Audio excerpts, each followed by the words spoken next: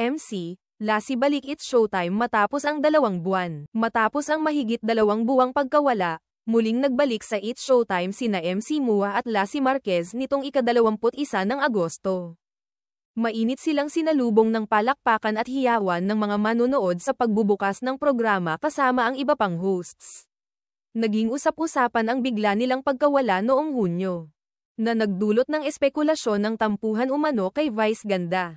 Lumakas pa ang haka-haka matapos ang isang vlog ni Vice, ngunit ilang beses na ring namataan ang tatlo na magkasama, na nagpapatunay na maayos pa rin ang kanilang samahan. Sa pagbabalik nila, muling nabuo ang saya at komedya sa show, bagay na labis ikinatuwa ng fans.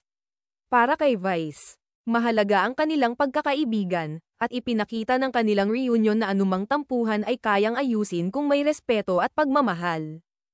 Ang pagbabalik nina MC at Lassie ay hindi lamang simpleng pag-akyat muli sa entablado, kundi patunay ng matibay na pagkakaibigan at patuloy na suporta ng madlang people.